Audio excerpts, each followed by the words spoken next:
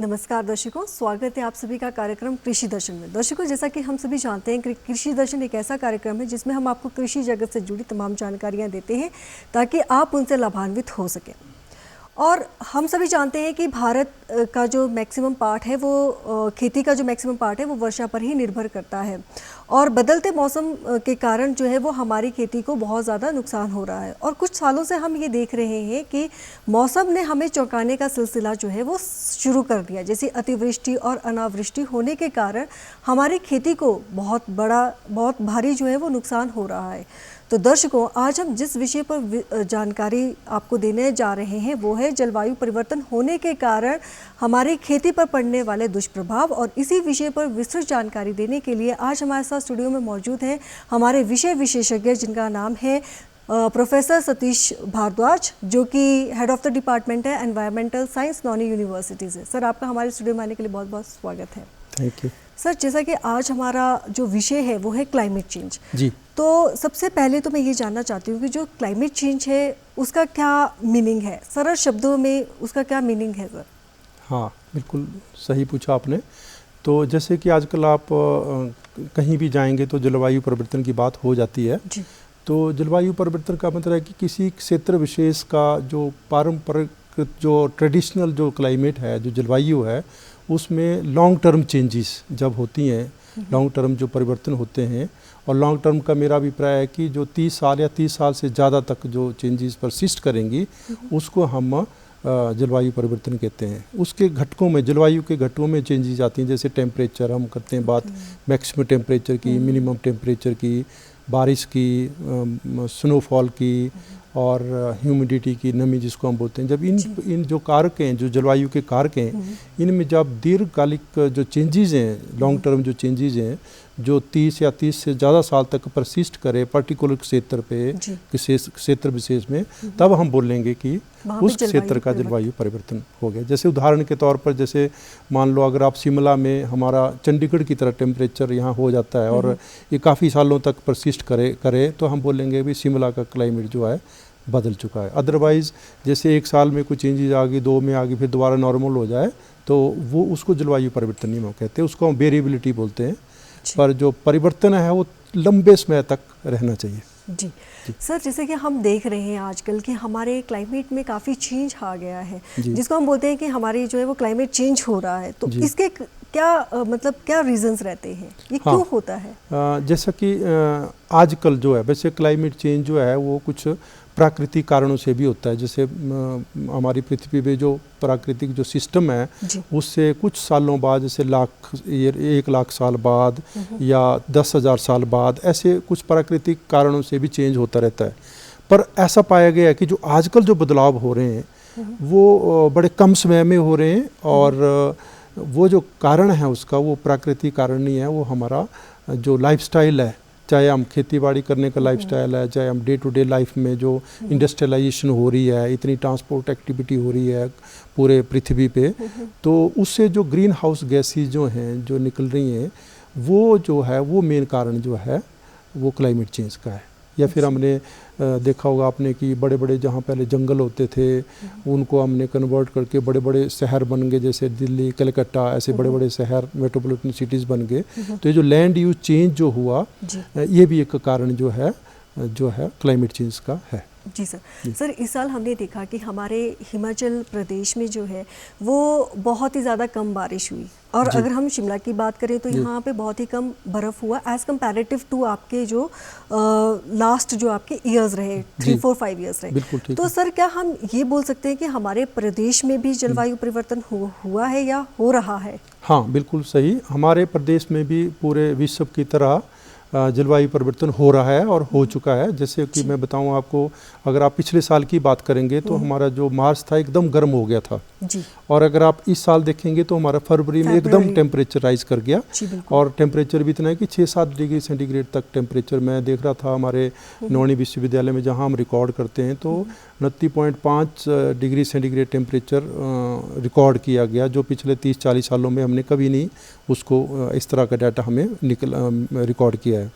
तो ये जो चेंजेस हैं इस टाइप की चेंजेस हो रही हैं। और अगर आप पूरे प्रदेश की बात करें तो पिछले लगभग 120 सालों में, अगर हम 1901 से 2022 तक की बात करें तो इतने साल में हमारा जो औसतन जो हमारा तापमान है वो लगभग 1.5 डिग्री सेंटीग्रेड तक बढ़ गया है। तो एक बहुत चेंज है।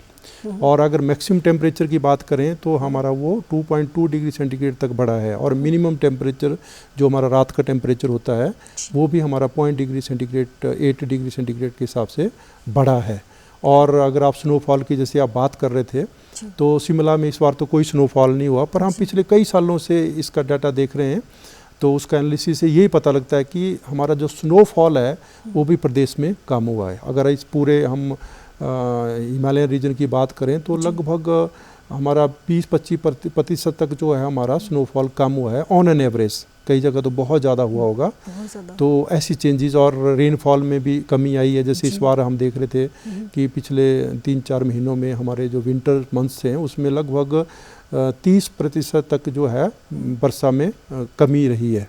जी सर। तो इस टाइप की चेंजेस जो हैं वो आ रही हैं। तो ये सारा क्लाइमेट चेंज का कारण है। जी सर, अगर हम अपने हिमाचल प्रदेश की बात करें तो हमारे हिमाचल प्रदेश में एज़ कम्पैरेटिव टू आपके अदर जो आपके स्टेट्स हैं तो उसमें हमारा जो जलवायु परिवर्तन है वो किस स्तर पर पहुंच चुका है सर? मतलब कौन सा लेवल है उसका? हाँ, मैंने बताया कि हमारे जो जैसे हमारा हिमाचल प्रदेश है एक पर्वतीय क्षेत्र है जी। तो ऐसा पाया गया है कि प्लेन्स के बनिस्बत जो है उनके कंपैरिजन में, प्लेन के एरियाज़ के कंपैरिजन में हिमाचल में और माउंटेन रीजन में चेंज जो है वो ज़्यादा रफ्तार से हो रही है, जो एक हमारे लिए एक सचेत करने वाली बात है और हमें उसके लिए तैयार रहना होगा। जी, हम देख रहे हैं सर डाटा ऐसा कि ग्लेशियर्स जो है वो डे बाय डे आपके पिघल रहे हैं और हमारे पानी की भी कमी हो रही है टेम्परेचर बढ़ने की वजह से। पर हमारे जो माउंटेन्स रीजन्स हैं जिसको मैं कहूँगा जो हमारे हिमाचल के क्षेत्र हैं उसमें चेंजेस जो हैं बहुत फास्ट हो रहे हैं। तो उसके लिए हमें तैयार रहना होगा। जी सर, जैसा कि आज हम बात कर रहे हैं जलवायु परिवर्तन की और इसका जो इम्पैक्ट है वो हमें अपने एग्रीकल्चर खेती पर भी दिखाई दे रहा है। बिल्कुल। तो हमारा जो जलवायु परिवर्तन होने के कारण हमारी खेती पर जो प्रभाव पड़ रहे हैं वो कैसे पड़ रहे हैं और किस तरह से पड़ रहे हैं? हाँ, देखो आपने देखा होगा सेब में भी आप देख रहे होंगे और दूसरी क्रॉप्स में जैसे निचले क्षेत्रों में दूसरी क्रॉप्स लगती हैं, चाहे आपकी गेहूँ है या दूसरी क्रॉप्स हैं जी। तो हर एक क्रॉप में इसका इफेक्ट होता है। एग्रीकल्चर को नहीं, ह्यूमन बींग्स की को पर भी इसका फ़र्क होता है। जैसे हमारे को ज़्यादा बीमारियां लगती हैं, अलग अलग प्रकार की बीमारियां लगती हैं। और जो जब टेम्परेचर बढ़ जाता है तो हमारा जो ग्रोइंग पीरियड है वो शॉर्ट हो जाता है और फिर शॉर्ट ग्रोइंग पीरियड होगा तो डेफिनेटली प्रोडक्शन भी कम होगी, तो पैदावार भी कम होती है और क्वालिटी पे भी फ़र्क पड़ता है। तो इस टाइप की चेंजेस होती हैं। जैसे मान लो कि अभी सेब की बात हम करते हैं तो सेब में 3 कंडीशंस बड़ी इंपॉर्टेंट होती हैं, विंटर कंडीशन और स्प्रिंग कंडीशन और समर कंडीशंस। तो विंटर में अगर हमारे को चिलिंग रिक्वायरमेंट पूरी ना होती है सेब के पौधे की तो फिर प्रॉपर फ्लावरिंग और उसमें लीफ पत्ते नहीं आते हैं और फिर प्रोडक्शन भी कम होती है, फ्रूट सेटिंग भी कम होती है। फिर उस तरह से मान लो अगर फ्लावरिंग हो गई तो फ्लावरिंग के टाइम जो है जो स्प्रिंग कंडीशन है, अगर उस टाइम ज़्यादा बारिश होती है, एकदम ठंड पड़ती है तो हमारे फ्लावरिंग भी प्रभावित होती है और पॉलिनेशन भी नहीं होती है, तो फिर प्रोडक्शन जो है कम होती है। फिर आ जाती है समर कंडीशन की बात। सो समर कंडीशन में हमारे को लगभग उस क्षेत्र में जहाँ सेब हो रहा है तो लगभग हमारे को 23 से 27 डिग्री सेंटीग्रेड तक टेम्परेचर चाहिए। अगर वो टेम्परेचर बढ़ जाता है तब भी हमारी फ्रूट क्वालिटी में फ़र्क पड़ता है और ड्राउट कंडीशंस होती हैं तो फ्रूट डेवलपमेंट नहीं होती है, उसकी क्वालिटी ठीक नहीं होती है।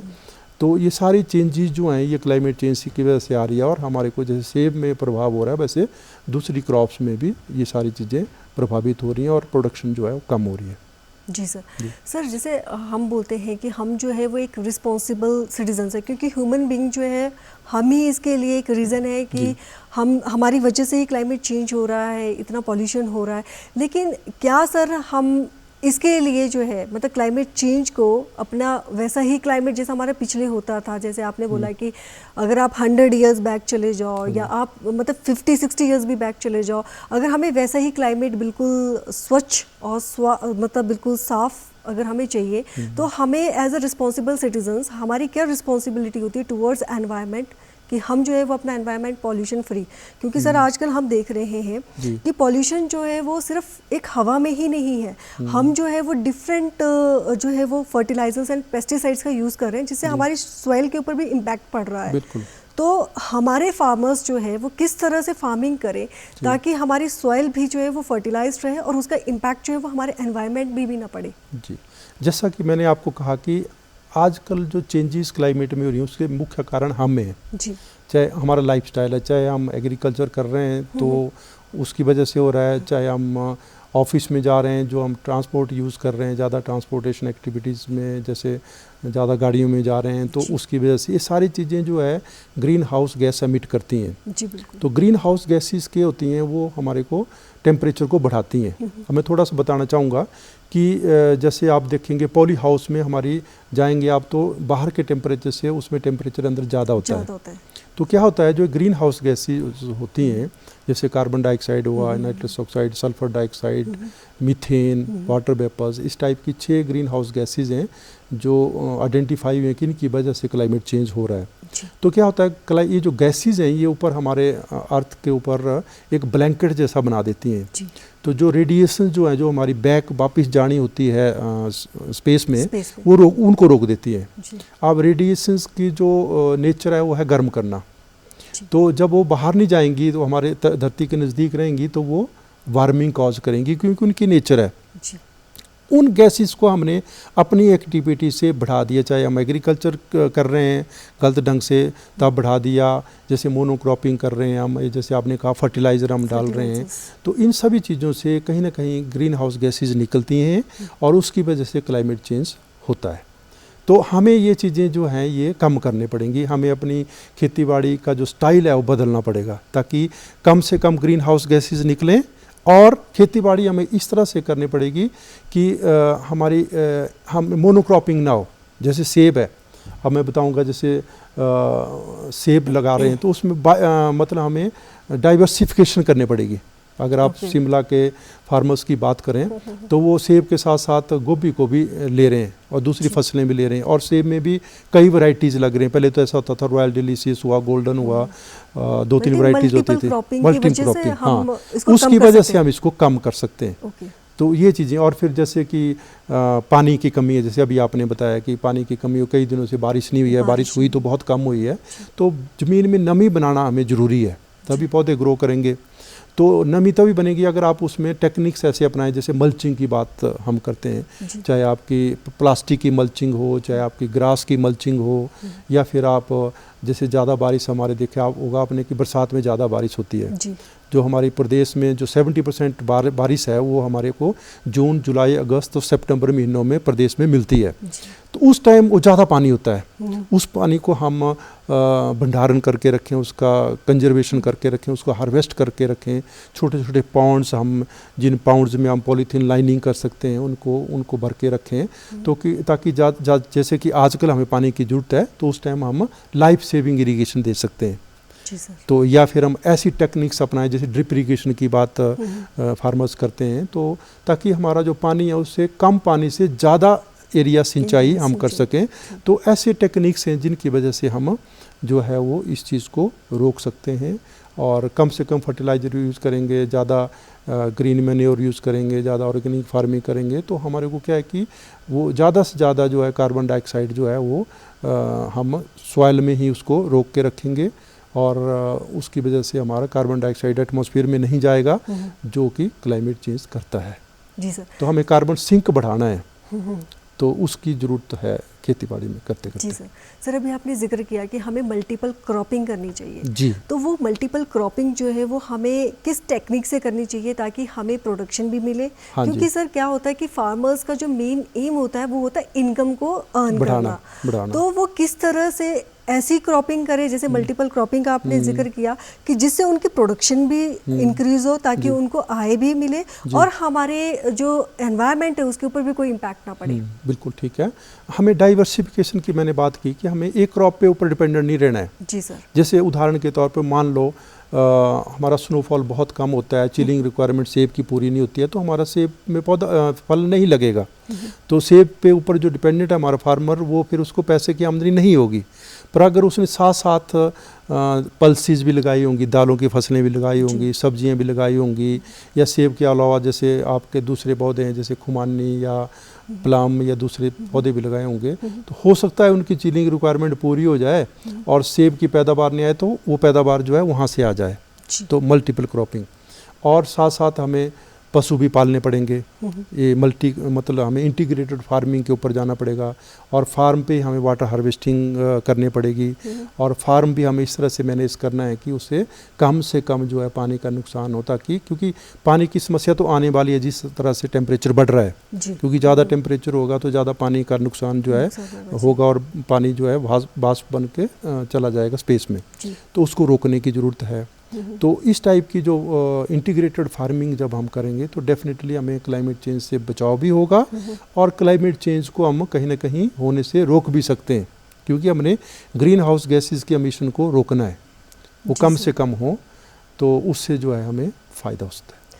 सर, अगर हम फ्यूचर में देखें तो क्या हमें जो है वो इसी क्लाइमेट चेंज के साथ जीना होगा, या हम इसे जो है वो रोक सकते हैं? नहीं, मैंने कहा इसको अपना लाइफस्टाइल हमें बदलना पड़ेगा और हम रोक सकते हैं, पर इसके लिए हम इंडिविजुअल लेवल पे हमें इम्प्रूव करना पड़ेगा अपने। तो सबसे मेन जो आपका टास्क होता है वो होता है कि हमें अपने फार्मर्स को जो है वो एजुकेटेड करना है। बिल्कुल। क्योंकि वो अनएजुकेटेड नहीं है, मतलब अवेयर ही नहीं है, और मैक्सिमम फार्मर्स सर यही है कि वो अपने ट्रेडिशनल जो है वो मोड्स ऑफ इरिगेशन का यूज़ करते हैं। तो सर, क्या हमें वही मतलब ओल्ड जो मेथड्स हैं हमारे पास एग्रीकल्चर के या इरिगेशन के, वही हमें फॉलो करने, या हमें जो है वो न्यू मेथड्स के ऊपर स्विच ऑन करना है? देखो, हमें साथ साथ जैसे हमारी जो आपने देखा होगा पॉपुलेशन बढ़ रही है, इतनी पॉपुलेशन को हमने फीड करना है, तो हमने प्रोडक्शन भी बढ़ानी है, और प्रोडक्शन के साथ साथ हमने क्लाइमेट चेंज को भी रोकना है।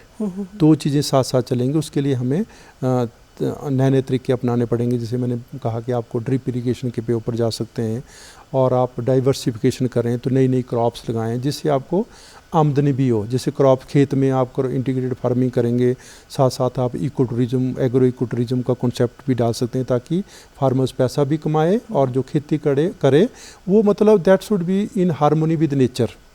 नेचर के साथ हार्मोनी में होनी चाहिए, क्योंकि नेचर जो है हमें सब कुछ देता है। पानी नेचर से मिल रहा है, हवा नेचर से मिल रही है, हम क्या कर रहे हैं कि उसको कहीं ना कहीं डिस्टर्ब कर रहे हैं, वो बैलेंस को हम डिस्टर्ब कर रहे हैं। तो हमारी एक्टिविटी, चाहे हम फार्मिंग कर रहे हैं, चाहे हम दूसरी activity day to day life में कर रहे हैं, वो जो है हमारी इन हार्मोनी विद नेचर होनी चाहिए। उसके लिए बहुत अच्छा आपने कहा कि हमें इंडिविजुअल लेवल पे अवेयरनेस क्रिएट करनी पड़ेगी। सबको पता लगना चाहिए कि जो मेरी ये एक्टिविटी है इसकी वजह से ग्रीन हाउस गैस एमिशन ज़्यादा होती है और उसकी वजह से क्लाइमेट चेंज हो सकता है। तो अगर हमने ये धरती जो है, ये ज़मीन जो है, ये जो प्रकृति है, अगर हमने अपने आने वाले जनरेशन के लिए देनी है तो हम तभी दे पाएंगे अगर हम इसको संजो के रखेंगे, इसको नेचर की हार्मोनी के साथ इसका हम यूज़ करेंगे, तभी ये हो सकता है। जी सर। सर, हमारे जो किसान भाई बहन हैं वो अपने खेती को मतलब इस क्लाइमेट चेंज से कैसे बदल सकते हैं? हाँ, जैसे मैंने बताया ना कि आप रेन वाटर हार्वेस्टिंग के ऊपर जाएं, आप डाइवर्सिफिकेशन पे जाएं, आप इंटीग्रेटेड फार्मिंग करें, और आप उसमें देखें भी हमारा जो ज़्यादा जो है जो कार्बन है, जिसकी वजह से जो कार्बन डाइऑक्साइड बन के एटमॉस्फेयर में चली जाती है, तो उसको कम से कम रोकें। उसको ज़मीन में ज़्यादा हम जो जैविक पदार्थ है जिसको ऑर्गेनिक मैटर हम बोलते हैं वो ज़्यादा ज़मीन में रहें। और जैसे आपने सुना होगा, हम बोलते हैं, चाहे स्कूल में बात करते हैं कि ज़्यादा से ज़्यादा पेड़ लगाओ, जी सर, है ना, क्लाइमेट चेंज के बदलाव को रोकें, है ना, उसको रोकें। तो जितना आप ज़्यादा प्लांट्स लगाएंगे उतना, जो प्लांट्स क्या करते हैं, प्लांट्स हवा से कार्बन डाइऑक्साइड को लेकर के फोटोसिंथेसिस से उसको बायोमास बनाते हैं उसका। तो अगर आप मान लो जंगल काट देंगे और प्लांट्स नहीं लगाएंगे तो क्या होगा, कार्बन डाइऑक्साइड लेने वाला कोई चीज़ नहीं रहेगी, तो कार्बन डाइऑक्साइड एटमॉस्फेयर में चला जाएगा। एटमॉस्फेयर में जाएगा तो वो उसकी प्रकृति या वो वार्मिंग क्रिएट करता है, तो वार्मिंग कॉज करेगा वो।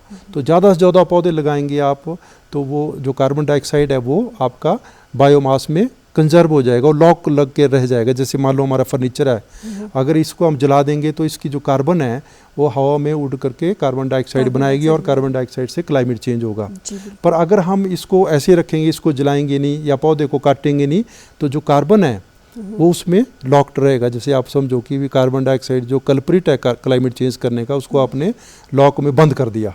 जी बिल्कुल। तो उसके लिए पौधे लगाएं, ज़्यादा से ज़्यादा पौधे लगाएं और diversification, crop diversification farm level पे करें और ज़्यादा से ज़्यादा ऑर्गेनिक मैटर ज़मीन में डालें। या जैसे आजकल देखा होगा, अगर इतना ज़्यादा वेस्ट निकलता है, अर्बन वेस्ट आप देखते हैं, वो जो बायोडिग्रेडेबल है उसकी कंपोस्ट बनाएं, उसको खेतों में डालें, तो ज़्यादा से ज़्यादा ऑर्गेनिक फार्मिंग, हाँ जी, उसको मतलब आपने कार्बन सिंक को बढ़ाना है ताकि हमारा जो कार्बन डाइऑक्साइड है, जो रिएक्टिव कार्बन डाइऑक्साइड है, वो एटमॉस्फेयर में ना जाए और वो ये प्रॉब्लम जो है क्लाइमेट चेंज की ना करें। सर, जैसे कि अभी आपने बोला कि हमें जो है वो ड्रिप इरिगेशन करनी है या रेन वाटर हार्वेस्टिंग हमें करना है, जिसके लिए किसानों को जो है वो टैंक्स बनाने हैं। तो सबसे बड़ी बात ये होती है सर, गांव में एक तो अवेयरनेस नहीं होती, दूसरा जो है वो अवेलेबिलिटी ऑफ द फंड्स नहीं होते। अब अवेयरनेस है लेकिन फार्मर्स को ये पता नहीं है कि हमने जो है वो रेन वाटर हार्वेस्टिंग जो टैंक है वो कहाँ पे, या ड्रिप इरिगेशंस के जो भी आपके पाइप्स होती हैं या इक्विपमेंट्स होते हैं वो हमने कौन से कहाँ पे डिपार्टमेंट्स में जाके लेने हैं,